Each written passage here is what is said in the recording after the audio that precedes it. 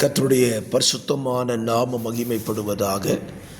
ஆசீர்வாதமான ஒரு நல்ல கால வேளையிலையும் பாளையங்கோட்டை இந்திய தேவசபையிலிருந்து காலை மன்னாவை உங்களுக்கு வழங்குவதில் மிகுந்த சந்தோஷம். கிருபையாய் கர்த்தர் கூட்டி கொடுத்திருக்கிற நாளுக்காக கர்த்தரை ஸ்தோத்திரம் பண்ணுவோம். இந்த நாள் நவம்பர் மாதம் 5ஆம் தேதி புதன்கிழமை காலவேளை. இந்த நல்ல காலவேளையிலையும் இந்த நாளுக்கான தியான அதிகாரத்தை உங்களுக்காக ஞாபகப்படுத்துகிறேன். 2 சாமுவேல் 13ஆம் அதிகாரம். இந்த அதிகாரம் தாவீதின் குடும்பத்தில் தேவனுடைய நியாய தீர்ப்பை இந்த அதிகாரத்தில் நீங்கள் வாசிக்க முடியும். தாவீது தான் பாவம் செய்தேன் என்று தேவனிடத்தில் ஒத்துக்கொண்டாலும் தேவன் அவன் குடும்பத்தில் செய்கிற நியாய தீர்ப்பை படித்தால் நமக்கு பயமாயிருக்கும். அதை விவரிக்கிறது இந்த அதிகாரம். இதை வாசியுங்கள். அப்சலோமின் தங்கை தாவீதின் மகனாலே சீரழிக்கப்பட்டு அதிநிமித்தம் அப்சலோம் ஒரு கொலைபாதகனாய் மாறுகிறான். தகப்பனுக்கும் மகனுக்கும் இடையே இருக்கிற உறவு பிரிக்கப்படுகிறது. இந்த அபத்தங்கள் இந்த காலங்களில் மிக அதிகமாய் நடந்து கொண்டிருக்கிறதையும் நீங்கள் பார்க்க முடியும்.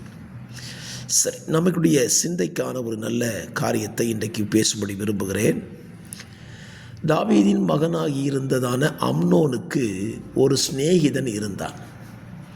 அவன் யோனதாப் என்று எழுதப்பட்டிருக்கிறது.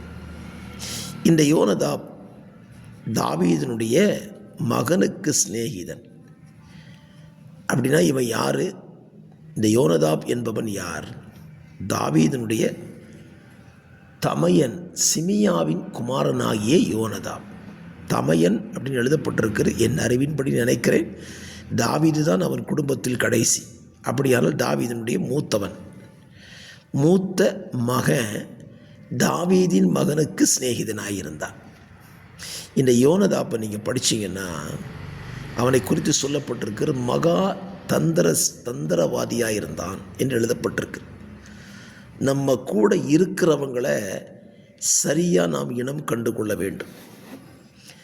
நம்ம கூட இருக்கிறவன் கர்த்தருடைய ஜனமாக இருந்தால் நமக்கு எந்த பிரச்சனையும் இல்லை. இந்த யோனதா பாருங்க, அம்னோனுக்குள்ளே உண்டாயிருந்த ஒரு தவறான எண்ணம் அவன் வாழ்வில் பலிப்பதற்கு இவன் ஒரு புத்தி சொல்லி கொடுக்கிறான், தந்திரத்தை சொல்லி கொடுக்கிறான். இந்த யோனதாபினுடைய தந்திரம் தான் தாவீதின் குடும்பத்தில் மிகப்பெரிய ஒரு தவறை இழைத்து விட்டது.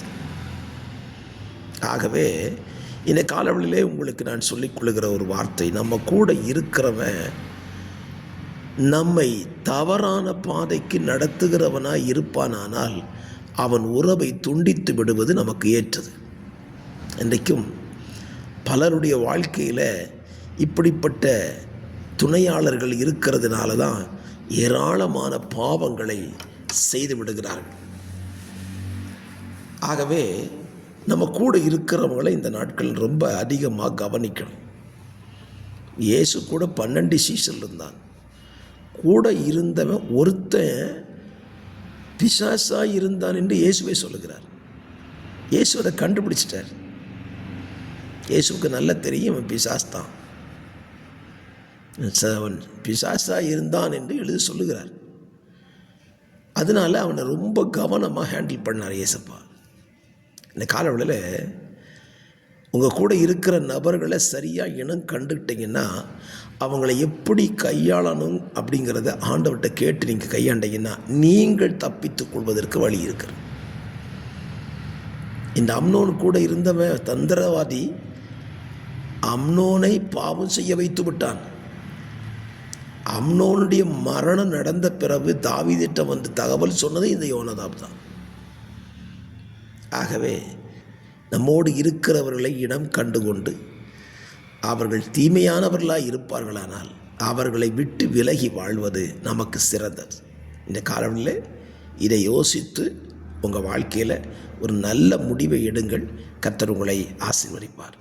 பரிசுத்த பிதாவே, இந்த காலை தியானத்தின்படியே எங்கள் கூட இருக்கிறவங்களை யோசித்து முடிவெடுக்க எங்களுக்கு கிருபை தாங்க.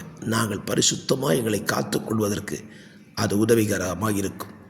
இயேசுவின் நாமத்தில் ஜெபிக்கிறேன் நல்ல பிதாவே, ஆமென்.